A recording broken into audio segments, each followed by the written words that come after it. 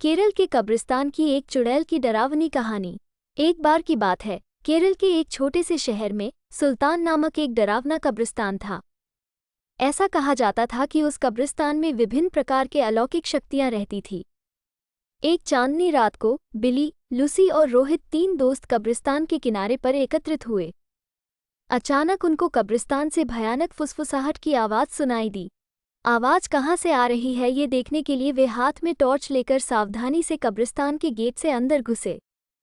जैसे ही वे कब्रिस्तान में दाखिल हुए, हवा तेज चलने लगी। अचानक उन्होंने एक इंसान को एक मकबरे के पास टहलते हुए देखा। वो उदास और खोया हुआ दिखाई दिया, इसलिए बिली, लूसी और रोहित उसके पास आए और पूछा, कौन हो तुम और इतनी रात को यहाँ क्या कर रहे हो? तो उसने जवाब दिया कि मैं एक आत्मा हूँ और मेरा नाम अकबर है। अकबर ने उन्हें उस भयानक अभिशाप के बारे में बताया जो इस कब्रिस्तान के सभी आत्माओं को परेशान करता था। हर रात एक प्राचीन चुड़ैल जागती थी और कब्रिस्तान पर जादू करती थी और अकबर जैसी मासूम आत्माओं को अपने वश में कर लेती थी। अभिशाप को तोड़ने का एकमात्र तरीका कब्रिस्तान के पीछे जंगल में एक पेड़ के नीचे छिपी हुई मंत्रपुस्तिका को ढूंढना और आधी रात से पहले उसे नष्ट करना था।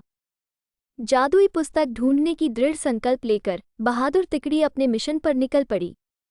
उन्होंने अंधेरे में मकबरों के बीच रास्ता खोजा जंगल में जाने के लिए, और इस बात का ध्यान रखा कि आराम करने वाली आत्माओं को परेशान न किया जाए।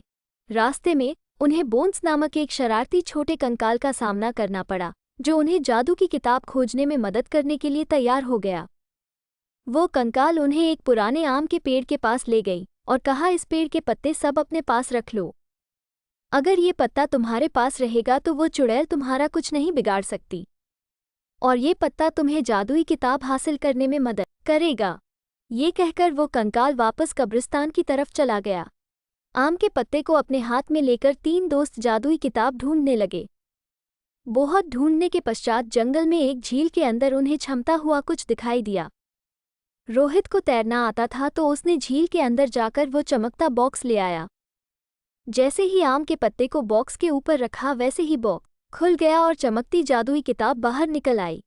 आधी रात करीब आते ही वे तीनों अपने हाथों में जादू की किताब लेकर श्राप को तोड़ने के लिए कब्रिस्तान की तरफ बढ़े। कब्रिस्तान में आकर वे किताब को खोले और एक प्राचीन मंत्र का पाठ किया। मंत्र पाठ करते ही जमीन कांपने लगी और कब्रिस्तान में एक तेज रोशनी छा गई। वो चुड़ैल जाग गई और गुस्से में दिखाई दी, लेकिन उसकी शक्ति धीरे धीरे कमजोर हो रही थी। उसने बिली, लूसी और रोहित को जादुई किताब पढ़ने से रोकने के लिए अपनी जादुई शक्ति का प्रयोग किया, लेकिन उन तीनों पर कोई असर नहीं हुआ, क्योंकि तीनों के पास आम के पत्ते थे जो उनकी रक्षा कर रहे थे। धीरे धीरे चुड़ैल की सारी शक्ति खत्म हो गई और चुड़ैल भस्म हो गई। इस तरह बिली, लूसी और रोहित ने कब्रिस्तान में फंसी हुई आत्माओं को मुक्त किया और कब्रिस्तान में फिर से शांति छा गई। दोस्तों, ऐसी और दिलचस्प कहानियाँ सुनाने के लिए हमारे चैनल को सब्सक्राइब करें।